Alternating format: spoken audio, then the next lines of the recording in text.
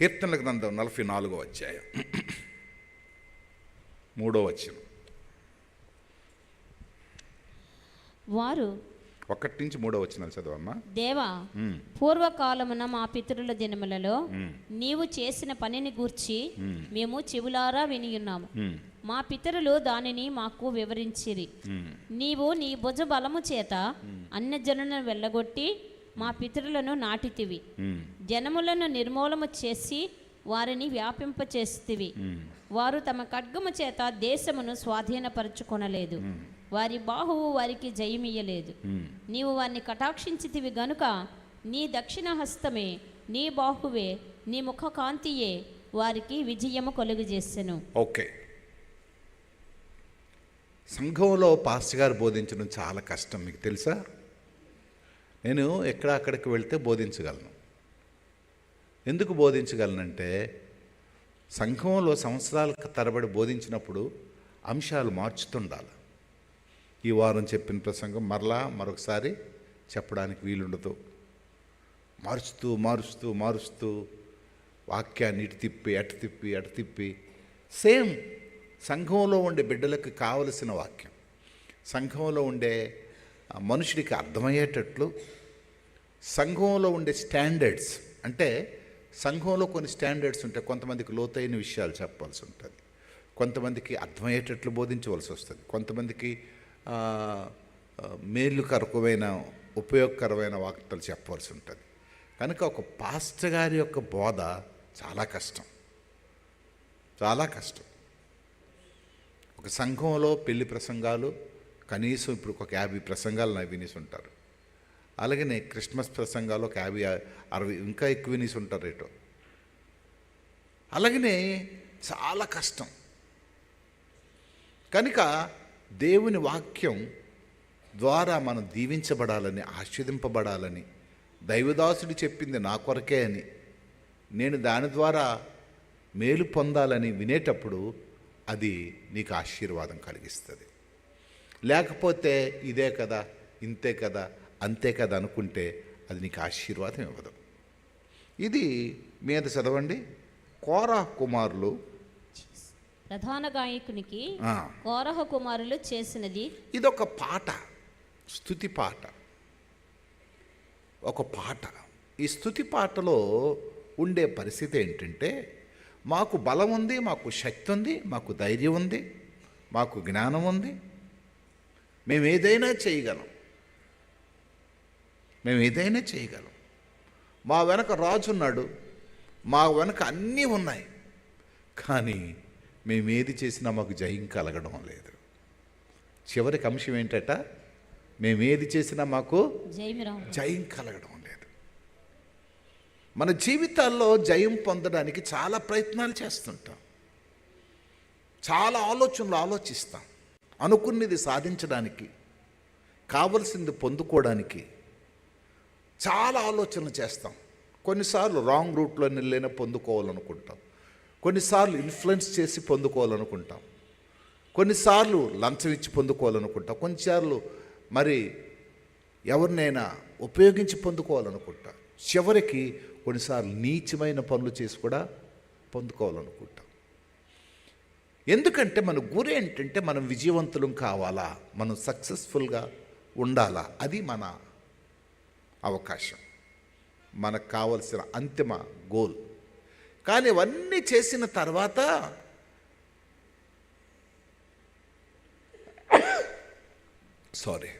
అన్నీ చేసిన తర్వాత ఇక్కడ రాస్తున్నాడు, చదవమ్మ వాళ్ళు. ఇప్పుడు వారి బాహువు వారికి జయమియ్యలేదు. నీవు వారిని కటాక్షించితివి గనుక, నీ దక్షిణ హస్తమే, నీ బాహువే, నీ ముఖ కాంతియే వారికి విజయము కలుగజేసెను. ఇక్కడ 3 మాటలు రాశాడు. వారికి చేతులు ఉన్నాయి, వారికి డబ్బు ఉంది, వారికి బలం ఉంది, వారికి శక్తి ఉంది, వారికి దన్ను ఉంది, వెన్ను ఉంది, కానీ వారు తన ఖడ్గము చేత దేశమును స్వాధీనపరచుకొనలేదు. వారి బాహువు వారికి జయమివ్వలేదు. నువ్వు వారిని కటాక్షించితివి గనుక నీ దక్షిణాస్తమే, నీ బాహువే, నీ ముఖ కాంతియే వారికి విజయము కలుగు చేశాను. హల్లెలూయా చెప్పరేటి. మళ్ళా మొదటికి వచ్చేసారు మీరు. కనుక ఇక్కడ ఏంటంటే, ఒక మనిషికి జయం కావాలంటే నీ తెలివితేటలు, నీ జ్ఞానం కాదు, కానీ దేవుని యొక్క కటాక్షము నీ మీదకి రావాలి. దేవుని యొక్క కటాక్షం లేకపోతే మనిషి యొక్క తెలివితేటలు, మనిషి యొక్క శక్తి సామర్థ్యాలు దేనికి పనికిరావు. నీకేది లేకపోయినా దేవుని కటాక్షం ఉంటే మాత్రం ఏదైనా నువ్వు సాధించగలవు, ఏదైనా నువ్వు పొందుకోగలవు, ఏదైనా నీకు వచ్చేస్తుంది. నీకు అన్నీ ఉండి కూడా దేవుని కటాక్షం లేకపోతే నువ్వేది పొందుకోలేవు, ఇది పొందుకోలేవు. నేను రాత్రి వెళ్తున్న ఒక కూటం ఎలాంటిదంటే, ఆ పాస్టర్ గారు గోడి సామ్యాల్ గారి దగ్గర పనిచేసేవారు. భార్య పిచ్చి, ఆమె ఒక విధంగా చూడాలంటే ఒక మెంటల్ పేషెంట్. 4 కొడుకులు ఆయనకి. వంట వండడం రాదు ఆవిడికి. ఏదో తల్లిలాగా ఉంది కానీ పిల్లలకి అన్నది కానీ ఏమీ చేయలేదు ఆయన పాస్టర్ గారు. ఇప్పుడు ఆయన పిల్లలు ఏ స్థితిలో ఉన్నారు తెలుసా? అందరూ టాప్ మోస్ట్ స్థితిలో ఉన్నారు. ఎందుకంటే నమ్మకంగా పనిచేశాడు ఆయన. ఐజక్ గారని నమ్మకంగా పనిచేశాడు. ఆ అయ్యగారు ఎక్కడికి వెళ్ళిపోమంటే అక్కడికి వెళ్ళిపోవడమే. నేను ఇంతకాలం ఇక్కడ పనిచేశాను కదండి, ఎక్కడ ఉండిపోతానండి. ఎన్ని ప్రదేశాలకు తిప్పారో. కోటబొమ్మలు వచ్చాడు, పాతపట్నం వెళ్ళాడు, ఎర్రమండలం వెళ్ళాడు, ఒరిస్సా వెళ్ళాడు. పాపం అలాగ సేవ ఇంక స్టార్ట్ చేసిన తర్వాత అయ్యగారు ప్రేరేపణ నుంచి అక్కడికి వెళ్ళిపోవాలంటే వెళ్ళిపోవడమే. ఆ సంఘాన్ని, ఆ విశ్వాసాలు వదిలేసి ఈ పిల్లల్ని ఎలాగంటే సైకిల్ మీద ముందొక ఇద్దరిని, వెనక ఆవిడకి కూర్చుని పెట్టి ఆవిడ ఒడిలోన పిల్లల్ని కూర్చుని పెట్టుకుని వెళ్ళేవాడు. కానీ ఈరోజు నాలాగే సూట్ వేసుకొని వస్తాడు, పిల్లలందరూ సూట్లు వేసుకొని వస్తారు. పిల్లలందరూ ఉన్నతమైన స్థితిగతుల్లో ఉన్నారు. ఈరోజు ఒక బర్త్డే కార్యక్రమం పెద్ద కాన్ఫరెన్స్ హాల్లో పెడుతున్నాడు, ఏసీ కాన్ఫరెన్స్ హాల్లో పెడుతున్నాడు. నేను రాత్రికి ఉండిపోతానని తెలిసి విజయనగరంలో ద బెస్ట్ హోటల్, పెద్ద హోటల్, ఆ హోటల్లో నాకు రూమ్ తీశాడు. నాకు అనిపించింది, దేవుని కటాక్షము మన మీదకి వస్తే ఈ పిచ్చులు, ఈ పోడాలు, ఈ పనికిమాలినవి ఇవి ఏవి కూడా మనకేం చెయ్యవు. కానీ దేవుని కటాక్షము లేకుండా మనకుండే డబ్బు, మనకుండే ధనము, మనకుండే స్థితిగతులు, మనకుండే ఆధిక్యతలు, మనకుండే అంతస్తులు ఏవి కూడా మనకి స్థిరంగా బలంగా ఉండవు. స్థిరంగా బలంగా ఉండవు. ఈయన అంటున్నాడు, నీ కటాక్షము నా మీద ఉంటే నీ బాహుబలము, అంతేకాదు నీ ముఖకాంతి మాకు విజయం ఇస్తుంది. వారికంటే మనం ఇక్కడ పెట్టుకుందాం, మాకు విజయం వస్తుంది. దేవా నీవే నా రాజువు, యాకోబునకు పూర్ణ రక్షణ కలుగుజేయు, నా జ్ఞాపించుము. దేవునికి స్థితి కలుగునగాక. ప్రియులారా, చాలాసార్లు దేవుని కటాక్షము గురించి మానవుడు ఆలోచించడం తప్పు. దేవుడు కనబడడు, మనకి దేవుడు కనబడడు. చాలాసార్లు దేవుడు కనబడకుండా దేవుని కటాక్షం మట్టుకు మన మీదకి వస్తుంటుంది. దేవుడు కనబడకుండా దేవుని ఆశీర్వాదం మన మీదకి వస్తుంటుంది. దేవుడు కనబడకుండా దేవుని దీవెన మన మీదకి వస్తుంటుంది. దేవుడు కనబడకుండా దేవుని ఆశీర్వాదం మన మీదకి వస్తుంటుంది. కానీ మనిషి కనబడతాడు, ఆశీర్వదిస్తానని చెప్తాడు, దీవిస్తానని చెప్తాడు, కటాక్షిస్తానని చెప్తాడు. కానీ ఇవి కనబడుతున్న మనిషి ద్వారా మనం పొందుకోలేం. మరొకటి తెలుసా, నేను ఎంత గోల పెట్టినా, ఎంత మిమ్మల్ని అడిగినా మీరు 100 రూపాయలు ఇవ్వరు. దేవుడు మీ మనస్సులో కలిగిస్తే కానీ 100 రూపాయలు మీరు ఇవ్వలేరు. పాస్టర్స్కి ఇవ్వండి, లేకపోతే ఇదికి ఇవ్వండి, లవ్ ఫీస్ట్ వస్తుంది, లవ్ ఫీస్ట్ చేయండి, ఎంత నెత్తుకొట్టుకునే మీరు ఇవ్వలేరు. దేవుని కటాక్షం మిమ్మల్ని ప్రేరేపించకపోతే, దేవుని కటాక్షమును మీలో కలిగించకపోతే మీరు చేయలేరు. అది ఈ కటాక్షం ఏం చేస్తుందంటే ఎన్ని ఆశీర్వాదాలు ఇస్తుందో. దేవుని కటాక్షము ద్వారా మానవుని కలిగే దీవెనలన్నీ ఈరోజు మీతో ఒక్కొక్కటిగా చెప్తాను. అప్పుడు దేవుని కటాక్షాన్ని మనం ఎలా పొందుకుంటాం అనే విషయాలు త్వరగా చెప్తాం. మొట్టమొదటిగా చూద్దాం నిర్గమాకాండం 33వ అధ్యాయం 12వ వచనం నుంచి చదువుదాం. నిర్గమాకాండం 33వ అధ్యాయము 12వ వచనం నుంచి. మోషే యెహోవాతో ఇట్లనెను, చూడుము, ఈ ప్రజలను తోడుకొని పొమ్మని నీవు నాతో చెప్పుచున్నావు గాని నాతో ఎవరిని పంపెదవో అది నాకు తెలుపలేదు. నీవు నేను నీ పేరుని బట్టి నిన్ను ఎరిగి ఉన్నాననియు నా కటాక్షం నీకు కలిగినదని. ఇక్కడ చూడండి, మోషే దేవుడికి అడుగుతున్నాడు. మోషే ఇలాగంటున్నాడు యెహోవాతో, చూడుము, ఈ ప్రజలను తోడుకొని పొమ్మని నీవు నాతో చెప్పుచున్నావు. ఈ లక్షల మంది ప్రజల్ని నన్ను నడిపించమని చెప్తున్నావు. ఐగుప్తు నుంచి విడిపించేసావు, నన్ను నడిపించమని చెప్తున్నావు. నా దగ్గర డబ్బు లేదు, నా దగ్గర బలం లేదు, నా దగ్గర ఆస్తి లేదు, నడిపించమని చెప్పుచున్నావు కానీ నాతో ఎవరిని పంపిద్దావు అది నాకు, అంటే నన్ను తీసుకెళ్ళమని చెప్తున్నావు, నాకు ఎవడో తోడుండాలా? వీళ్ళందరినీ నడిపించాలంటే నేను ఎలా చేయగలను? నాకు తెలపలేదు. నీవు నేను నీ పేరును బట్టి నిన్ను ఎరిగి ఉన్నాననియు నీ కటాక్షము నీకు కలిగినదని, నా కటాక్షము నీకు కలిగినదని చెప్పితివి కదా. నువ్వేమంటున్నావు నేను అడిగితే? పర్లేదయ్యా మోషేలో, నా కటాక్షం నీకు ఉంది. అంటే చెయ్యలేని పని, మనకి చేతకాని పని, మన స్థితికి మించిన పని, మన పరిస్థితులకి, అది మన స్థితిగతులకి అందని పని. కొన్నిసార్లు మన స్థితిలో, మన కుటుంబంలో, మన వ్యవస్థలో, మన అనుదిన జీవితంలో మనం చెయ్యలేనిది, మన ఊహకు అందనిది కొన్నిసార్లు మనకి ఎదురవుతుండేటప్పుడు మనం ఏం చేస్తామంటే ప్రయత్నం చేస్తాం. సడన్గా ఒక 10,000 రూపాయలు కావాలంటే ఎవడైనా ఇస్తాడు. సడన్గా 10 లక్షలు కావాలంటే ఎవడవగలడు? అమ్మను వెంటిలేటర్ మీద పెట్టేశాం, 10 లక్షలు కావాలంటే ఎవడగలడు? అలాగని చంపేస్తావా? కష్టమైపోద్ది. మన స్థితికి మించిపోతాం. అప్పులోడు వచ్చి మన ఇంటి ముందు నిలబడి తంతాను పొడుస్తాను అరుస్తున్నాడు. 1000 రూపాయలు అంటే ఇచ్చేయగలం, 2000 అంటే ఎవరు ఇచ్చేయగలం, అయితే పక్కింటి వాళ్ళకి అడిగి ఒక 5,000 అంటే ఇవ్వగలం. కానీ 50,000 1,00,000 రూపాయలు అంటే ఎవడవ్వగలడు? కానీ అక్కడ అంటున్నాడు, నీ కటాక్షము నాకు, నీ కటాక్షము నాకు, నా కటాక్షము నీకు కలిగినదని చెప్పితివి కదా. కాబట్టి నీ కటాక్షము నా ఎడల కలిగిన ఎడల, ఇక్కడ అంటున్నాడు, నీ కటాక్షము నాకు కలిగిన ఎడల, నీ కటాక్షము నా ఎడల కలుగునట్లుగా దయచేసి నీ మార్గమును నాకు తెలుపము, అప్పుడు నేను నిన్ను తెలుసుకొందును, చిత్తగించము. ఇక్కడ ఏమంటున్నాడంటే మోషే ఒక అగ్రిమెంట్ చేస్తున్నాడు. నువ్వు చెప్పినట్టు నేను చేస్తాను, నువ్వు నడిపించమన్నట్టుగా నేను నడిపిస్తాను. నాకు ఇది అసాధ్యం, నేను చేయలేనిది, నాకు ఇది కష్టమయ్యా, వీళ్ళందరినీ ఎలా నడిపిస్తాను? ఎంతవరకు ఆకలితో ఉన్నారు, వీళ్ళు బాధలతో ఉన్నారు, కష్టాలతో ఉన్నారు, నలిగిపోతున్నారు. వీళ్ళు నడిపించడం చాలా కష్టమయ్యా, చాలా పేదోలయ్యా, చాలా రోగాలతో ఉన్నారు, బాధలతో ఉన్నారు, ఎవరికి చెప్పులు లేవు, మంచి బట్టలు లేవు, చిన్నపిల్లల తల్లులు ఉన్నారు, ముసలోళ్ళు ఉన్నారు. వీళ్ళందరినీ నేను ఎలాగ నడిపించగలనయ్యా? నువ్వు వచ్చామో సులువు చెప్పేసావు, తీసుకెళ్ళిపో అని. ఒక ప్రక్క రాజు వచ్చామో విడిచిపెట్టను అంటున్నాడు, ఓ ప్రక్క ఆయన వచ్చామో తంతాను అంటున్నాడు.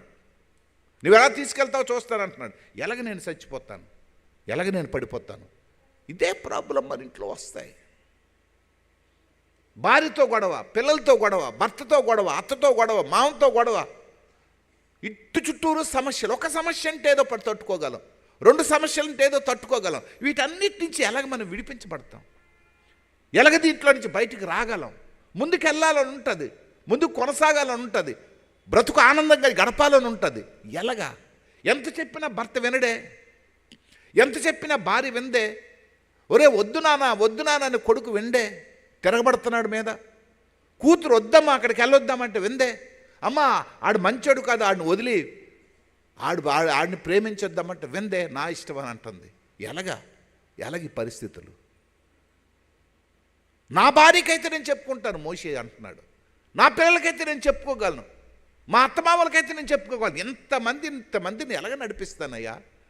నువ్వు దేవుడు అని నేను నమ్ముతున్నాను, నువ్వు ఉన్నవాడు అని నేను నమ్ముతున్నాను, ఎలాగ నేను నడిపించగలను చెప్పయ్యా?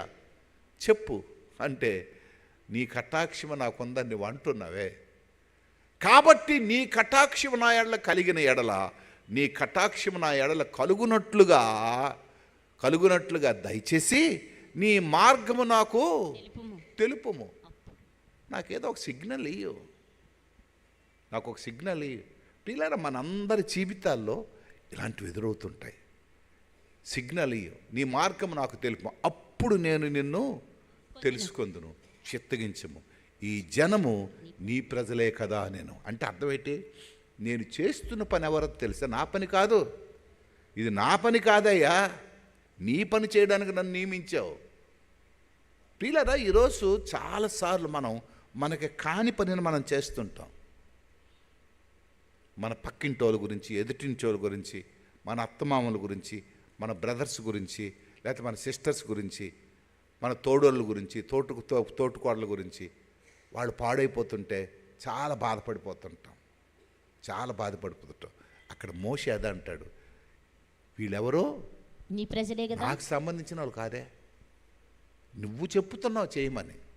ఈరోజు దేవుడు మనకు ఒక మాట చెప్తున్నాడు, లోకాన్ని రక్షించయ్యా, ప్రజలను రక్షించయ్యా, ప్రజలకు సువార్త ప్రకటించయ్యా, దేవునిలోకి నడిపించయ్యా, యేసు ప్రభు దేవుడని ప్రకటించయ్యా. మనమేంటంటున్నామని, వారు నీ ప్రజలే కదా, నువ్వు రక్షించుకోలేవా, నువ్వు నడిపించుకోలేవా, నువ్వు ఒక్కసారి ఏదో అద్భుతం చేయలేవా? కానీ దేవుడికి నువ్వు కావాలా, ఆయన చేయగలడో లేదో ప్రక్కకు పెట్టు. ఆనాటి నుంచి ఈనాటి వరకు కూడా నిన్ను వాడుకోవాలనుకుంటున్నాడు ఆయన దేవుడు. ఆ రోజు ఆ మోషే నత్తివాడినైనా సరే వదలలేదు, నిన్ను వాడుకోవాలనుకుంటున్నాడు. ఈరోజు నిన్ను వాడుకోవాలనుకుంటున్నాడు. భయస్థుడైనా వదలలేదు, పిరికివాడైనా వదలలేదు మోషేని. ఎందుకంటే తన దేవుని మోషేతో ఒక కార్యం చేయించాలనుకుంటున్నాడు, నిన్ను కూడా వాడుకోవాలనుకుంటున్నాడు దేవుడు. కానీ నువ్వేమంటున్నావంటే, తిరిగి ఏం చెప్తున్నావు? వీరు నీ ప్రజలే కదా. ఈరోజు మానవుడు చెప్పుతున్న సమాధానం, వీరు నీ ప్రజలే కదా. నీ ప్రజలు ఏంటమ్మా మార్చేస్తున్నా మాటికి, వారు నీ ప్రజలే కదా, ఈ జనాంగము నీ ప్రజలే కదా అనేను. ఈరోజు ఇప్పుడు ఒక్క ప్రశ్న వేసుకోండి, మనం దేనికి పుట్టాం? మన భార్య, మన భర్తలు, మన పిల్లలు ఇవి చూసుకోవడానికే. మోషేకి భార్యాభర్తలను చూసుకోమని చెప్పడం లేదు, ఎవరు చూసుకోమని చెప్తున్నాడు? సనుగుతూ తిడుతూ ఆయన మీద వ్యతిరేకంగా మాట్లాడుకుంటున్న ప్రజల్ని రక్షించమని చెప్పాడు. మోషేకి మంచోళ్ళని అప్పచెప్పలేదు దేవుడు, ఆయన మీద తిరగబడే ప్రజలను అప్పచెప్పాడు దేవుడు. ప్రియులరా, నేను ఒక నాయకుడిను శ్రీకాకుళంగా పెట్టారు నాకు. నన్ను అందరూ మంచోడు అంటారేంటి? అంటారా? అనరా? ఉట్టి పనికి మానుడు అన్నాడు ఒకడు అంటాడు, ఏ స్వార్థపరుడు అని ఒకడు అంటాడు, ఎంతకాలం ఈయన ఉండాలని ఒకడు అంటాడు. కానీ దేవుడు అప్పచెప్పిన పనిని విడిచిపెట్టకూడదు. దేవుడు అప్పచెప్పిన పని విడిచిపెట్టకూడదు. నిన్ను కూడా అండవు. ఏటే మాటకు యేసు ప్రభు నమ్ముకో అని చెప్పేస్తాడు ఈయన. ఏం పని లేదా అని అంటారు. కానీ దేవుడు మనకు అప్పచెప్పిన పని అది. దేవునికి స్తోత్రం. దేవుడు మనకు అప్పచెప్పిన పని, వారు నీ ప్రజలే కదా. దాని తర్వాత ఏం చెప్పాడు? అందుకు ఆయన నా సన్నిధి నీకు తోడుగా వచ్చును. ఇక్కడ ఒక మాట వాడాడు, మోషే నువ్వు అనుకుంటున్నట్టుగా నేను నిన్ను విడిచిపెట్టినయ్యా, అందుకు ఆయన నా సన్నిధి నీకు తోడుగా వచ్చును. అదే నా కటాక్షం. దేవునికి స్తోత్రం. నా సన్నిధి నీకు తోడుగా వచ్చును, నేను నీకు విశ్రాంతి కలుగు చేసేదను. ప్రియులారా, దేవుడు అలనాటి నుంచి ఈరోజు వరకు కూడా ఆయన మారిపోలేదు. నువ్వు పని చేస్తే నీకు సహాయం చేయడానికి ఆయన తోడుగా ఉన్నాడు. నువ్వు సువార్త చెప్పితే ఆయన మార్చడానికి సిద్ధంగా ఉన్నాడు. నువ్వు ప్రార్థన చేస్తే ఆయన పని చేయడానికి సిద్ధంగా ఉన్నాడు. నీ ప్రక్కింటోళ్ళకి, ఇరుగు పొరుగు వారికి గుడికి తీసుకొని వస్తే ఆయన తేడానికి సిద్ధంగా ఉన్నాడు. కానీ మనం ఏం చేస్తున్నామంటే ఆయన కటాక్షాన్ని తోసేస్తున్నాం. దేవుని యొక్క కటాక్షమే ఐగుప్తు నుంచి ఇశ్రాయేలుని విడిపించి, అద్భుతమైన బంధకాల నుంచి విడిపించి, రక్షించి, అంతవరకు శిక్షలో ఉండే జనాంగాన్ని విశాలమైన మంచి దేశానికి నడిపించడానికి, అంతవరకు తినని తిండిని, అంతవరకు వేసుకొని వస్త్రాలని అంతవరకు అనుభవించలేని ఆ స్వతంత్రతను అనుభవింపచేశాడు కేవలము ఆయన కటాక్షము వల్లనే. దేవునికి స్తోత్రం. ఆయన కటాక్షము ఇశ్రాయేలుని విడుదల చేసింది, మోషేను వాడుకుంది, ఇశ్రాయేలీలకి నెమ్మదినిచ్చింది, ఇశ్రాయేలునికి రిడమ్షన్ విడుదలనిచ్చింది, ఇశ్రాయేలీలకి క్షేమాన్నిచ్చింది. ఇది మొట్టమొదటిది. రెండోది చూద్దాం. 3వ అధ్యాయం, నిర్గమాకాండం 3వ అధ్యాయము 21వ వచనం. 3వ అధ్యాయం. మరియు నేను ఈ జనుల ఎడల ఐగుప్తీయులకు కటాక్షము కలుగజేసేదను గనుక మీరు వెళ్ళినప్పుడు ఒట్టి చేతులతో వెళ్ళరు. ప్రతి స్త్రీయు తన పొరుగు దానిని, తన ఇంట నుండి దానిని వెండి నగలను, బంగారు నగలను, వస్త్రములను ఇమ్మని అడిగి తీసుకొని మీరు వాటిని మీ కుమారులకును మీ కుమార్తెలకును ధరింపచేసి ఐగుప్తీయులను దోచుకొందురనెను. ఓకే.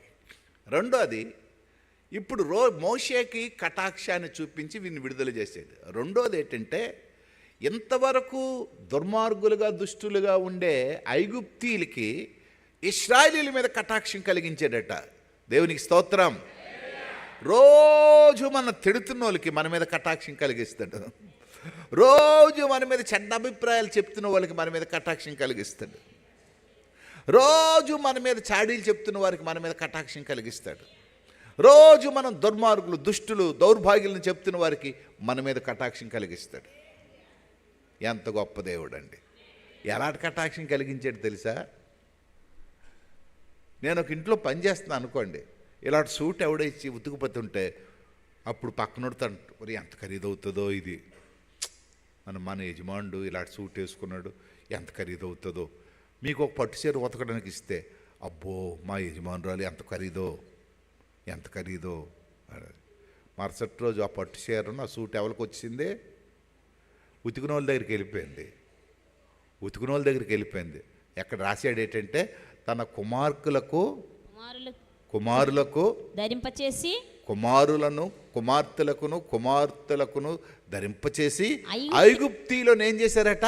దోచుకొందురనెను. ఎందుకట? ప్రతి స్త్రీయు తన పొరుగు దానిని, తన ఇంట నుండి దానిని వెండి నగలను, బంగారు నగలను, వస్త్రములను ఎమ్మని అడిగి తీసుకొని మీరు వాటిని మీ కుమారులకును మీ కుమార్తెలకును ధరింపచేసి ఐగుప్తీయులను దోచుకొని. దీని అంతటికీ కారణం ఏంటి?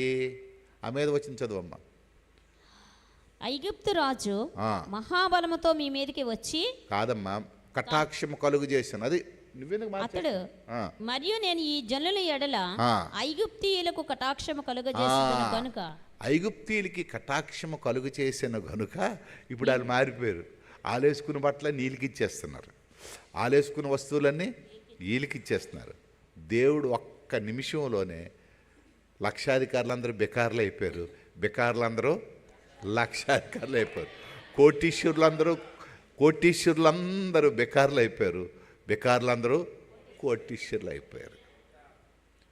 ఏంటే మీకు తెలిస్తే మీరు నమ్మరు, మనము ఏదో ఒక రోజు కోటీశ్వరులం అయిపోతాం. ఎందుకంటే ఆయన మన మీద కటాక్షము కలిగించే మనుషుల్ని ఎక్కడో ఒక దగ్గర ఉంచుతాడు. దేవునికి స్తోత్రం. హల్లెలూయా. మీరు నమ్ముతారో లేదో, ఆయన కటాక్షం వల్ల మనం ఇలా బతుకుతున్నామండి. ఆయన కటాక్షం వల్ల ఇలా బతుకుతున్నాం. దీపం బుడ్డీలు వెలిగించుకొని, కిరసనాల లైట్లు వెలిగించుకొని బతుకుతున్నాం మనం. ఈరోజు టిక్కునేస్తే ఫ్యాను, టక్కునేస్తే లైటు, టిక్కునేస్తే ఏసీ. బతుకు ఇది ఎక్కడి నుంచి వచ్చింది? బతుకు దేవుని కటాక్షం వల్ల వచ్చింది. కటాక్షం వచ్చింది. గింజన్నం తిన్న బతుకులకి ఒరే డాబాకి వెళ్దామా? ఒరే ఎక్కడ డాబా? ఏ డాబా మంచిది? నా ఎదురు కూర్చున్నాడు ఆడకి అదే పని రోజున్న. ఏ బిర్యానీ మంచిది? ఎక్కడ కొత్తది పెట్టారు? ఎక్కడ ఇది చేశారు? రోజు ఒకానొకప్పుడు గింజన్నమే పరమాన్నం. ఒకానొకప్పుడు చిన్న చిన్న పెద్ద పరిగిలు తినే మనకి ఈరోజు కోనేం చేపలు. ఒరే 1000 రూపాయలు అయిపోతే ఎప్పుడు సస్తే బతుకుతామా? ఏంటి సస్తే మోసుకెళ్ళిపోతామా? కోటీశ్వరులు చేశాడు దేవుడు. దేవునికి స్థితి కలుగును గాక. హల్లెలూయా. దేవుని కటాక్షం మన మీదకి వచ్చేసింది. దేవుని కటాక్షం మన మీదకి వచ్చేసింది. అందుగురించే ఒకానొకప్పుడు స్థితిగతులన్నీ దేవుడు మార్చేసి, ఒకానొకప్పుడు మన బ్రతుకంతా దేవుడు మార్చేసి, ఈరోజు మనం వేసుకున్న బట్టలు, ఈరోజు మనకుండే స్థితిగతులన్నీ కూడా ఆయన కటాక్షం వల్లనే వచ్చేసాయి. ఆయన కటాక్షం వల్ల వచ్చేసాయి. మొన్న ఎవరికో గేట్ దగ్గర అడిగింది, అమ్మా స్త్రీలకి ఆడవాళ్ళకి ఫ్రీ బస్ కదంటే, అది ఎప్పుడు వస్తుందిలేండి అయ్య గారు, ఆటో ఎక్కిపోతాను. ఓయ్ ఇదేంటిదే, 15 రూపాయలు మిగులుతుందని చూడకుండా ఏటవుతుందో, అది ఎప్పుడు వస్తుందిలేండి బస్ మీద ఎక్కిపోతాను. అబ్బో, అంటే చంద్రబాబు నాయుడు ఫ్రీకి పెట్టినా డోంట్ కేర్ అయితే, డోంట్ కేర్ అనుకున్నాను నేను. ప్రభువా నువ్వెంత గొప్పడు, ప్రభువా నువ్వెంత మంచోడు తండ్రి, నాయనా నువ్వు శక్తివంతుడు. ఇప్పుడు ఐగుప్తీయులు, ఈ బికారోళ్ళందరూ తెల్లారిసరికి కోటీశ్వరులు అయిపోయారు.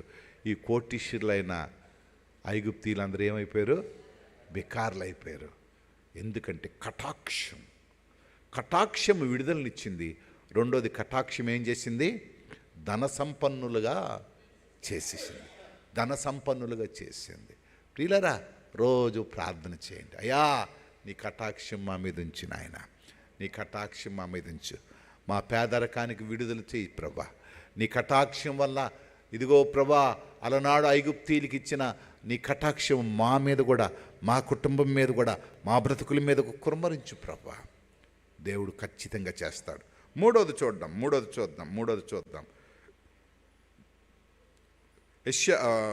ఆదికాండం 39వ అధ్యాయం 21 నుంచి 23 వచనాలు చూద్దాం.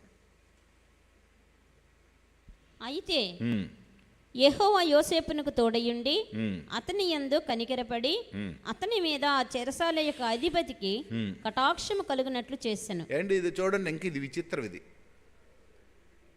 తన్నవలసిన వాడు, కొట్టవలసిన వాడు, శిక్ష వేసిన వాళ్ళు. ఏ కేసు ఇది? యోసేపు మీద ఏ కేసు ఉంది? Rape case. ఎవడికి రేపు చేయడానికి చూశాడు? హోమ్ మినిస్టర్ భార్యకి. మళ్ళా ఇలాంటోళ్ళకి అలాంటోళ్ళకి కాదు, హోమ్ మినిస్టర్ భార్యకి అండి. హోమ్ మినిస్టర్ భార్యకి మీద రేపు కేసు. ఆ శిక్షకి వచ్చేమో పోలీస్ చెరసాల్లో పెట్టారు. అంటే బాధ వదిలేయాలన్నమాట యోసేపుకి, మొక్కలు నరికేయాలి యోసేపుకి. కానీ దేవుడు ఏం చేశాడంటే, ఆ చెరసాల అధికారికి ఏం చేశాడు? యోసేపు మీద ఏం చూపించాడండి? కటాక్షము చూపిస్తే ఈ చెరసాల అధికారి ఏం చేశాడండి? చెరసాల అధికారి యోసేపునకు తోడయుండి అతని యందు కనికరపడి అతని యందు ఆ చెరసాల యొక్క అధిపతికి కటాక్షము కలుగునట్లు చేశాను. కటాక్షము కలిగినట్లు చేసింది. చెరసాల అధిపతి ఆ చెరసాల్లోనున్న ఖైదీలందరినీ యోసేపు చేతికి అప్పగించెను. నిజానికి యోసేపుకి చెప్పాలి ఏంటన్నా, ఒరే వీడితో ఎవడు మాట్లాడద్దండి, వీడి చిన్న పని చేయలేదు, మన హోమ్ మినిస్టర్ భార్య మీదే చేసేసాడు వీడు. అందరికి అనౌన్స్మెంట్ చేసి, వీడు గొప్ప దుర్మార్గుడు రా బాబు, వీడు ఇలాంటి కాదు. నీ వయసు ఎంతరా? 20 సంవత్సరాలు అయిందా? 20 సంవత్సరాల వాడికి నీకు ఎంత ఒలుకొవ్వు ఎక్కువ, ఎంత ఒలుకొవ్వు ఎక్కువ? 40 సంవత్సరాలు ఆవిడికి నువ్వు లవ్ ఆడతావా, చేయేస్తావా అని మొత్తం ఊరందరికి మీటింగ్ పెట్టి చెప్పాల. కానీ తిరిగి ఏం చేశాడు? అందరికీ ఒక మీటింగ్ పెట్టు, ఒరే ఈ రోజు నుంచి యోసేపు చెప్పిన మాట మీరు వినండి. దేవునికి స్తోత్రం. దీనికి కారణం ఏంటంటే, ఖైదీలందరినీ యోసేపు చేతికి అప్పగించింది. వారక్కడ ఏమి చేశారో అదంతయు అంటే ఇప్పుడు డ్యూటీలు ఎవరు వేస్తున్నారు? యోసేపే వేస్తున్నాడు. ఈ ఖైదీల అధికారి ఏం చేశారంటే, మొత్తం వచ్చి ఆఫీసులో ఫ్యాన్ వేసుకొని పడుకోవడం. మొత్తం ఖైదీల అధికారి ఎవడైపోయాడు ఇప్పుడు? యోసేపు అయిపోయాడు. దేవుని కటాక్షము మనకి చెరసాల్లో ఉన్న, కష్టాల్లో ఉన్న, బాధల్లో ఉన్న, నిందల్లో ఉన్న, అవమానాల్లో ఉన్న, ఇరుకుల్లో ఉన్న, ఇబ్బందుల్లో ఉన్న, కన్నీటిలో ఉన్న, దుఃఖంలో ఉన్న దేవుడు కటాక్షం మనని వాటన్నిటి నుంచి తప్పించేస్తుంది, వాటన్నిటి నుంచి రక్షించేస్తుంది. నేను ఆర్డరీగా పనిచేసినప్పుడు ఒకసారి తగరపల్స్ నుంచి భీమునిపట్నంలో మీటింగ్ అవుతుందని వెళ్తున్నాం. నేను, మరొక కుర్రాడు, మరొక మా బావగారు, ముగ్గురు వెళ్తుంటే మా పక్కన, మా ముందు సీట్లోన ఒక జడ్జి గారు కూర్చున్నారు. ఆడి జడ్జి అని తెలియదు, ఆయనకు పట్టబుర్ర. మా వెనక కూర్చున్నాడు, వీడు తిన్నకుండకుండా నూతున్నాడు ఆ బుర్ర మీద. మేము అప్పుడు అనుకున్నాం ఈ డేట్రా ఈడి పక్కన కూర్చున్నాం అనుకొని. మాకు ఆయన కూడా తెలియదు కదా. మళ్ళా ఊరుకోకుండా ఆయన ఇలా తిరిగి చూశాడు, ఆయన మళ్ళా నూతున్నాడు. మళ్ళా అలాగా స్టేషన్ వరకు, పోలీస్ స్టేషన్ వరకు వెళ్ళిన తర్వాత ఆయన దిగిపోయాడు. దిగిపోతే మేము ముగ్గురు, ఆడు మాతో దిగిపోయాడు, వెళ్ళిపోతున్నాం మేము. గబగబా ఒక పోలీసు వచ్చి, అయ్యా మీ ముగ్గురికి రమ్మంటున్నాడు ఎస్సీ అని అంటే, మాకేటి తెలియదు కదా, మేము వెళ్ళిపోయాం. ఇలాగన్నాడు. ఆడికి పట్టా పట్టా పట్టా పట్టా పట్టా కొట్టేస్తున్నాడు. నాకు భయం వేసి, ఇది ఏంట్రా బాబు ఇది అంటాడు. ఏంటంటే నా దగ్గరికి వచ్చాడు, కర్రెత్తున్నాడు. నాకు కర్రెత్తుంటే ఇలా వంగినప్పటికీ నా జోబిలో ఉన్న మా కార్డు పడ్డది. ఎవరంటే నేను ఆడిటర్ అండి అని అన్నాడు. అప్పుడు చూశాడు, అలా జడ్జి చూశాడు, మీరు ఆయనతో కూర్చున్నారు కదంటే, ఈడెవడో మాకు తెలియదండి, ఈడెవడో మాకు తెలీదు అంటే, ఆ నిమిషంలో ఒకవేళ ఆ కార్డు పడకపోతే కింద నా పని అయిపోయినా. ఇలాగలా మొత్తానికి మా ఎదురుగా ఆడికి ప్యాంట్ ఇప్పించాడు. ఆడికి ప్యాంట్ ఇప్పించి జైల్లోతో వచ్చాడు ఆడికి. అప్పుడు అనుకున్న, ప్రభువా ఊరికాని ఊరు పరువు పోను, ప్యాంట్ ఇప్పించేస్తే కట్రాయర్తో జైల్లో ఉంటే నాకెవడో విడుదల పొందడానికి మళ్ళీ ఎవడైనా వస్తే అప్పుడు మనకి ఎంత ఇన్ఫ్లుయెన్స్ గట్ట లేదు, ఏట్లేదు. ఆడి కొట్టేశాడు. అది జైలు యొక్క పరిస్థితులు. కానీ ఇక్కడ ఏం చేశాడు దేవుడు? జైలుకే అధికారిగా చేశాడు. పరిస్థితులన్నింటినీ మార్చేశాడు. జైలు నుంచి ఎక్కడికి వెళ్ళిపోయాడు ఈయన? డైరెక్ట్గా చీఫ్ మినిస్టర్ పోస్ట్కి వెళ్ళిపోయాడు. దేవునికి స్తోత్రం, హల్లెలూయా. జైలు నుంచి ఎక్కడికి వెళ్ళిపోయాడు? చీఫ్ మినిస్టర్ పోస్ట్కి వెళ్ళిపోయాడు. మీరు చూస్తే జైలుకి వెళ్ళిన వాళ్ళందరూ చీఫ్ మినిస్టర్లు అయిపోతున్నారు. జగన్ జైలుకి వెళ్ళి చీఫ్ మినిస్టర్ అయిపోయాడు, చంద్రబాబు జైలుకి వెళ్ళి చీఫ్ మినిస్టర్. నెక్స్ట్ ఎవడు వెళ్ళిపోతారు జైలుకి తెలియదు. చూడండి ఎంత నేను అనడం కాదు, ఎవడు జైలుకి వెళ్తున్నాడు చీఫ్ మినిస్టర్ అయిపోతున్నారు. అది ఏసేపు సెక్షన్, ఏసేపు యొక్క క్రమం ఏంటో నేను ఎందుకు చెప్తానంటే, దేవుని యొక్క కటాక్షం ఎంత గొప్పది. దేవుని యొక్క కటాక్షం. నేను 3 మాటలు చెప్పాను. మొట్టమొదటిది, దేవుని యొక్క కటాక్షము నిన్ను ఐగుప్తులో నుంచి విడుదల చేస్తుంది. రిడెంప్షన్, కష్టం నుంచి, తప్పు నుంచి, పాపం నుంచి, ఐగుప్తు నుంచి విడుదల చేసింది. రెండోది, దేవుని యొక్క కటాక్షము నిన్ను పేద స్థితి నుంచి ఉన్నతమైన స్థితికి తీసుకువెళ్తుంది. మూడవది, దేవుని యొక్క కటాక్షము చెరసాలలో కూడా నిన్ను రాజుగా చేస్తుంది. నాలుగవది చూద్దాం. ఆదికాండం 12వ అధ్యాయం 15వ అధ్యాయం 1-2 వచనాలు. జరిగిన తరువాత యెహోవా వాక్యము అబ్రామునకు దర్శనమందు వచ్చి, అబ్రామా భయపడకము, నేను నీకు కేడెము, నీ బహుమానం అత్యధిక మగునని చెప్పెను. అందుకు అబ్రాము, ప్రభువైన యెహోవా నాకేమి ఇచ్చిననేమి, నేను సంతానం లేని వాడినై పోవచ్చున్నానే. ప్రియులారా, అబ్రహాంతో దేవుడు మాట్లాడుతున్నాడు. అయ్యా నేను ఆశీర్వదిస్తాను, గొప్ప చేస్తాను, నేను దీవిస్తాను అని అంటే, అబ్రహాం ఏంటంటున్నాడు? ఎంత ఇచ్చేవు, డబ్బు ఎంతో టేట్ లాభం, నాకెవరు సంతానం లేరు. ఊరోళ్ళందరూ నేను గొప్పోడిని అంటున్నారు, కానీ నాకేమి సంతానం లేరు. అంటే బయటికి సీతాకోక చిలుకలా కనబడినా అబ్రహాం ఇంటికి వెళ్తే ఏడిపే. కొంతమంది మంచి అందంగా కనబడతారు, ఒరే నువ్వు ప్రభాస్లాగా ఉన్నావురా అని అంటారు. కానీ ప్రభాస్లాగా ఉన్న లోన్ ఏంటి ప్రభాసో కాదు. ఇలా టిక్ టాక్ ఏదని అంటారు కదా, ప్రభాస్లాగా మాట్లాడు హూ అని మాట్లాడతారు. ఆడు మాట్లాడినంత మాత్రం ఆడు ప్రభాస్ అయిపోడు. ఈ పనికి మళ్ళీ డ్యాన్స్లో ఒకటి వేస్తుంటారు ఈ మధ్య, టిక్ టక టక్ టక డ్యాన్స్ వేసినంతనే వీళ్ళు హీరోలు హీరోయిన్లు అయిపోరు. ఉట్టి చెత్తది. వాటి నుంచి ఎవరో ఐ లవ్ యూ అని అంటాను, అప్పుడు ఒలుకో తీరిపోద్ది వీళ్ళకి. అప్పుడు వీళ్ళకి ఒలుకో తీరిపో. అలాంటివి చేయకూడదు. దేవుని పిల్లలు అలాంటివి చేయకూడదు. ఏవో ఇవి చేయకూడదు. డ్యాన్స్లో అలా ఈ నటనలో గెట్టంలో ఇవన్నీ చేయకూడదు. అబ్రహాం ఇలాగ రోడ్డు మీదకి వెళ్తే సరే అందరూ డబ్బుగలడు అంటున్నాడు. కానీ ఇంటికి వెళ్తే అలా ఆవిడంటుంది, నువ్వేం డబ్బుగలడు భయ్యా, కొడుకునివ్వలేకపోతున్నావు, ఒక పిల్ల జల్ల లేకుండా ఏం బతికి బతుకు అని అంటున్నాడు. కానీ 17వ అధ్యాయం 18వ వచనం చదవండి. 17వ అధ్యాయం 18వ వచనం. 8 అనగా 17వ అధ్యాయం 18వ వచనం. అందుకు అబ్రహాము ఇష్మాయేలు నీ సన్నిధిని బ్రతుకును అనుగ్రహించుమని దేవునితో చెప్పగా, దేవుడు నీ భార్యను సారా నిశ్చయముగా నీకు కుమారుని కనును, నీవు అతనికి ఇస్సాకు అని పేరు పెట్టుదు. అతని తరువాత అతని సంతానం కొరకు నిత్య నిబంధనగా నా నిబంధనను అతనితో స్థిరపరచెదను. ఇష్మాయేలును గూర్చి నీవు చేసిన మనవి నేను వింటిని. ఇదిగో నేను అతనిని ఆశీర్వదించి అతనికి సంతానాభివృద్ధి కలుగజేసి అత్యధికముగా అతని విస్తరింపజేసేదను. అతడు 12 మంది రాజులను కనును, అతనిని గొప్ప జనముగా చేసేదను. అయితే వచ్చు సంవత్సరము ఈ కాలమందు సారా నీకు కనబో ఇస్సాకుతో నా నిబంధనను స్థిరపరచదనని చెప్పాను. దేవుడు అబ్రహాముతో మాట్లాడుట చాలించిన తరువాత అతని యొద్ద నుండి పరమునకు వెళ్ళెను. అప్పుడు అబ్రహాం తనకు కుమారుడైన ఇష్మాయేలును, తన ఇంట పుట్టిన వారినందరినీ, తన వెండితో కొనబడిన వారినందరినీ, అబ్రహాం ఇంటి మనుషుల్లో ప్రతి వానిని పట్టుకొని దేవుడు తనతో చెప్పిన ప్రకారం ఆ దినమందే వారి వారి గోప్యాంగ చర్మమున సున్నతి చేసెను. అబ్రహాము గోప్యాంగ చర్మం కాదు, అది ఎక్కడ తప్పేది. దేవుని కటాక్షము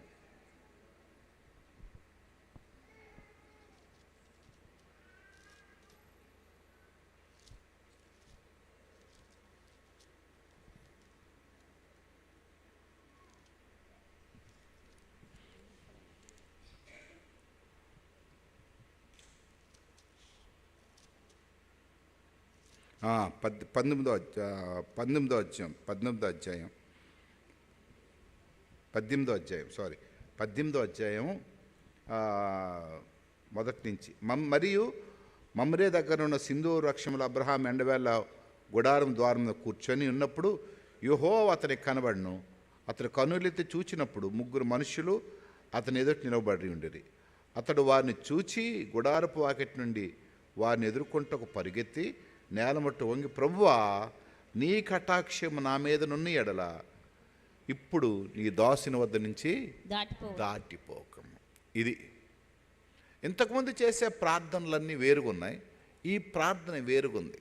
ఇంతకుముందు పిల్లలు ఇయ్యు, నాకు పిల్లలను పుట్టించు అని అన్నాడు. కానీ ఇక్కడేమంటున్నాడు? ప్రభువా, నీ కటాక్షము నా మీద ఉన్న ఎడల. అంటే నీ కటాక్షము నాకు పిల్లలను అనుగ్రహించగలదు. నీ కటాక్షము నాకు పిల్లల్ని అనుగ్రహించగలదు. అంతేకాదు 39వ అధ్యాయం 21వ అధ్యాయము 1 నుంచి చూస్తే, తాను చెప్పిన ప్రకారము శారాను దర్శించెను. యెహోవా తాను ఇచ్చిన మాట చెప్పున శారాను గూర్చి చేసెను. ఎట్లనగా దేవుడు అబ్రహాముతో చెప్పిన నిర్ణయ కాలంలో శారా గర్భవతి అయి అతని ముసలితనమందు అతనికి కుమారుడు. అతని ముసలితనమందు అంటే దేవుని కటాక్షము ప్రతికూల పరిస్థితుల్లో కూడా ఆశీర్వాదం ఇవ్వగలదు. దేవుని స్థితి కలుగును గాక. ఏ మెడికల్ సైన్స్ దీనికి ఒప్పుకోదు. 100 సంవత్సరాలప్పుడు గర్భసంచి చిల్లులు పడిపోయిన సమయంలో, గర్భసంచి తీసివలసిన సమయంలో దేవుని కటాక్షము ఆ గర్భసంచికి శక్తినిచ్చి, బలాన్నిచ్చి, వృద్ధాప్యంలో ఉండే అబ్రహాముకి శక్తినిచ్చి సంతతినిచ్చారు. దేవునికి స్తుతి కలుగును గాక. నేను ఎందుకు చెప్తున్నాను ఇది? దేవుని కటాక్షము ఏదైనా చేయగలదు. దానికి అసాధ్యమైనది ఏది కూడా లేదు. ఏదైనా చేయగలదు. ఒకరోజు రాహేలు ఈయనకు అడుగుతుంది యాకోబుకి, నాకు పిల్లల్ని ఇవ్వా అని అంటుంది. నీకు పిల్లల్ని ఇవ్వడానికి నాకేంటి? రాహేలుకి పిల్లలు లేరనే బాధ కంట ఆ సవతికి పిల్లలు ఉన్నారన్న బాధ ఎక్కువైపోయింది. అది గొడవ. ఆడవాళ్ళతో వచ్చిన గొడవ ఏంటంటే కొంచెం ఈర్ష్య ఎక్కువ ఉంటుంది మగోళ్ళకంట. అమ్మ మీరేమనుకోవద్దు, మీకు సీరియస్గా చూస్తున్నారు నా వైపు, అది వాక్యంలో తీసి చూపిస్తాను మీకు. చూడండి ఇప్పుడు 30వ అధ్యాయం. ఎందుకంటే మీరు నా మీద నేను వాక్యం చేసి తాను యాకోబునకు పిల్లలను కనకపోవట చూచి తన అక్క యందు అసూయపడి, ఏంటి ఇదేమో తప్ప పొరపాట? ఈవిడి పిల్లలు కనకపోతే ఎవరి మీద అసూయ వచ్చింది? అక్క మీద అసూయ. ఈవిడికి పిల్లలు లేరని ఆడాల, అక్క పిల్లలకి అంటుందని ఏడుస్తుంది ఈవిడి. అది గొడవ. ఈవిడ మంచి చీర కట్టుకోలేదని ఏడదో, ఆ ఎదురింటావిడ మంచి చీర కట్టుకుందని ఏడుస్తుంది బాధ. ఈవిడ మంచిగా పాడలేదని ఏడదో, ఆవిడ మంచిగా పాడేసిందని ఏడదో. అయ్యగారు ఆవిడ పేరే చెప్తాడు మాట మాటికి అని ఏడుస్తారు కొంతమంది. ఇదేం గొడవ? ఇక్కడ రాహేలుతోటే వచ్చిన గొడవ ఇది. వాళ్ళ అక్క మీద ఏడుస్తుంది. చదువమ్మా. అక్క యందు అసూయపడి యాకోబుతో నాకు గర్భఫలము నిమ్ము, లేని ఎడల నేను చచ్చిదనని. ఈ అసూయ అనేది ఏం చేస్తుందంటే ఏటి మాట్లాడుతున్నారో తెలియదు, ఏం అబద్ధం ఆడుతున్నారో ఏమి అసలు ఉన్నవో లేనట్టుగా చెప్పేస్తుంటారు. ఈ స్టిక్స్ పుట్టింగ్ అంటారు కదా, ఒకదానికొకటి పెట్టేస్తుంటారు. వెళ్ళి యాకోబుతో వెళ్ళంటది, నాకు గర్భఫలం ఇయ్యు, లేని ఎడల నేను చచ్చేదును. ఏమండి, పిల్లలు ఎవరికి పుడతారు? ఆడవాళ్ళకే మగవాళ్ళకే? ఆడవాళ్ళకి పుడతారు మగవాళ్ళకి? చెప్పండి అమ్మా. ఇద్దరికీ కలిస్తే ఆ బ్లడ్ గిడ్డు టెస్ట్ చేయించుకుంటే ఎవరికి లోపం ఉందో కనుక్కుంటారు. కానీ ఈవిడ ఏకంగా నువ్వు ఇవ్వకపోతే నేను చచ్చిపోతాను అంటుంది. నువ్వు ఇవ్వకపోతే, పిల్లలు ఇవ్వకపోతే ఏమంటుంది? చచ్చితనే నేను. ఇదొక పెద్ద బాధ. చచ్చిపోతానంటే రాహేలు మీద రగులు కొనగా అతడు నేను నీకు గర్భఫలమును ఇయ్యక పోయినా దేవునికి ప్రతిగానున్నానా అని. నేను దేవునికి ప్రతిగా ఉన్నానా? నేను దేవుడిని అనుకుంటున్నావా? గర్భఫలం యెహోవా ఇచ్చు బహుమని నీకు తెలీదా? సరే, అదంతా అయిపోయిన తర్వాత మీరు 21వ వచనం చదవండి. ఆ తరువాత ఆమె కుమార్తెను కని ఆమెకు దీనా అని పేరు పెట్టెను. దేవుడు రాహేలును జ్ఞాపకము చేసుకుని ఆమె మనవి విని ఆమె గర్భము తెరిచెను. అప్పుడు ఆమె గర్భవతి కుమారుని కని దేవుడు నా నింద తొలగించను అనుకునేను. మరియు ఆమె ఎవరు దేవుడు ఏమిచ్చాడు? ప్రార్థన చేస్తే పిల్లలు పుడతారు, కానీ భర్తను తిడితే పిల్లలు పుట్టరు. అమ్మా అత్తలారా వినండి, ఏ ముహూర్తాన్ని వచ్చిందో ఒక్క పిల్ల లేదు, పిచ్చిక లేదు, మీ కొడుకుని తిట్టండి. మీ కొడుకుని తిట్టండి అమ్మ, పిల్లలు లేకపోతే. పనికి మొదలన్నాడు పిల్లలకి అనడం లేదని. చాలా సింపుల్ విషయాలు పెద్ద పెద్దవి చేసుకుంటారు ఇంట్లోన. తిట్టకూడదు అలాగా, కలిసి మోకరించి పిల్లలు లేరనగానే ప్రార్థన చేయాలి. దేవుని యొక్క కటాక్షం మీ మీదకి వస్తుంది, పిల్లలు పుడతారు. పిల్లలు లేని వాళ్ళందరూ కూడా ఎవరిని విందించొద్దు. భర్తలు ఎవరైనా ఉంటే మీ భార్యలకు పిల్లలు లేకపోతే తిట్టొద్దు. తిడితే నువ్వు పనికి మాలను ఎదవన్నమాట. ఎప్పుడు ప్రార్థన చేయాలి. వాళ్ళే బాధతో ఉంటారు కనుక వాళ్ళు ఇంకా ప్రేమించాలి. నీకంటే ఎక్కువ బాధతో ఉంటారు వాళ్ళు ఇంకా ఎక్కువ ప్రేమించాలి. పర్లేదులే, దేవుడు మనకిస్తాడు. అత్తలారా మీ కోడల్ని ఇంకెక్కువ ప్రేమించండి. భర్తలారా మీ భార్యలను ఇంకెక్కువ ప్రేమించండి. ఎందుకంటే వాక్యం చెప్తుంది అది. వాళ్ళని ఇన్ని పెట్టి తిట్టకూడదు. అప్పుడు దేవుడు తన ప్రార్థన విని తనకి బిడ్డనిచ్చాడు. కనుక నేను 5 విషయాలు చెప్పాను. మొట్టమొదటిదేంటి?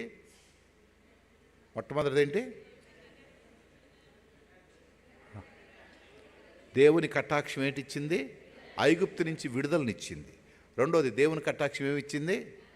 ధన సమృద్ధి ఇచ్చింది. మూడోది దేవుని కటాక్షం ఏమిచ్చింది? చెరసాలలో కూడా అధికారం ఇచ్చింది. నాలుగోది దేవుని కటాక్షం ఏమిచ్చింది?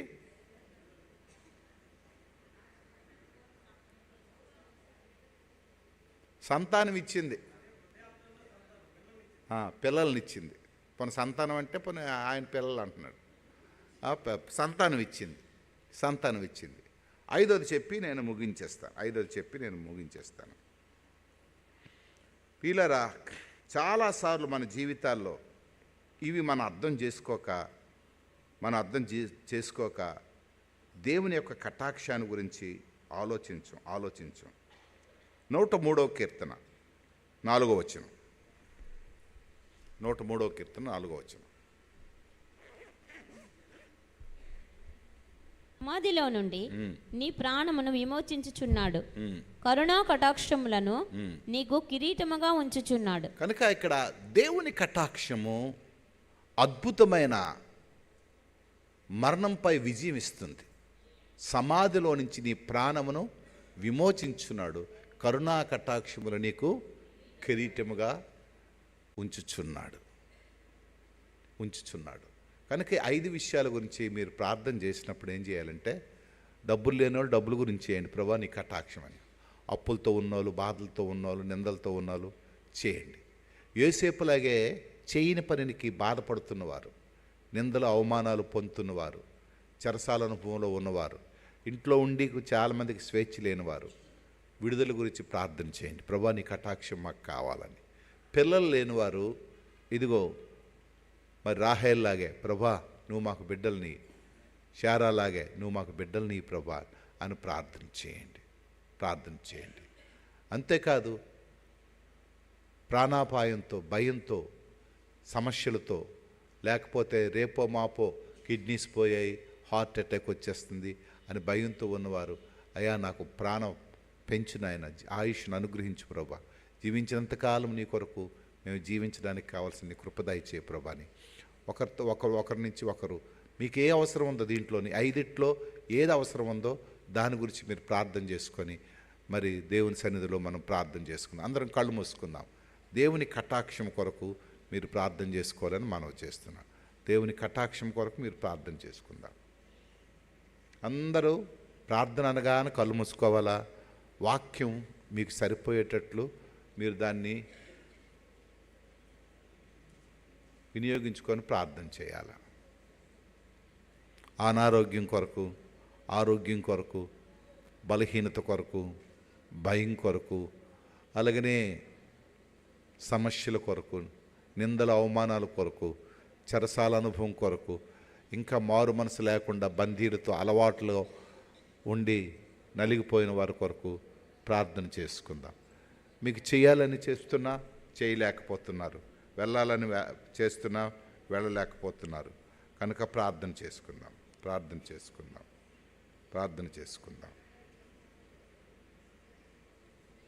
తండ్రి నీకు స్తోత్రాలు, రక్షకానికి స్తోత్రాలు.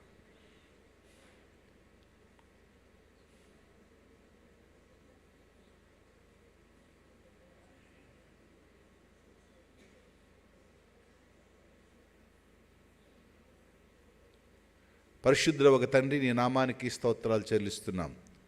నువ్వు మమ్మల్ని విమోచించిన దేవుడు, నీ కటాక్షం మాకు అనుగ్రహించావు ప్రభా. మాకు అనుగ్రహించే దేవుడు, ఆశీర్వాదంతో పాటు ఇదిగో ప్రభా దయగల తండ్రి నీ కృప మమ్మల్ని బలపరిచి ఆర్థిక సంపదను మాకు దయచేస్తున్న దేవుడు, అందుకు నీకు స్తుతులు చెల్లిస్తున్నాం తండ్రి. ఇదిగో ప్రభా మా బ్రతుకుల్లో బిడ్డలను అనుగ్రహించే దేవుడు, నీకు వందనాలు. ఎవరెవరికైతే బిడ్డలు లేరో వారికి ఈరోజు ప్రత్యేకంగా నీ వర్తమానం ద్వారా బలం పొంది ఇదిగో వారు పొందుకోవడానికి కావలసిన నీ కృపను వారికి అనుగ్రహించమని అడుగుచున్నాను తండ్రి. నీకు వందనాలు. బలహీనులైన వారిని బలపరచండి, స్థిరపరచండి. ఎవరెవరైతే అనారోగ్యాలతో ఉన్నారో వారికి సంపూర్ణమైన స్వస్థత దయచేయండి. ఇదిగో ప్రభా బలహీనతలోంచి విడుదల చేసి నువ్వు కరుణా కటాక్షములతో నువ్వు నింపమని అడుగుచున్నాను తండ్రి. ఇదిగో ప్రభా నీకు స్తోత్రాలు చెల్లిస్తున్నాను. ప్రార్థన చేస్తున్నారు కనుక ప్రతిఫలాన్ని వారికి అనుగ్రహించండి, నెమ్మదిని అనుగ్రహించండి. ఎంతమంది అయితే దీంట్లో ఏకీవిస్తున్నారో వారి కొరకు నీ అద్భుతమైన ఆశీర్వాదాన్ని నువ్వు దయచేయమని, నీ కృపలో బలపరిచి భద్రపరచమని, మేలుతో నింపమని, కృపతో కప్పమని క్రీస్తు పేరట వేడుకొనుచున్నాను తండ్రి. ఆమేన్.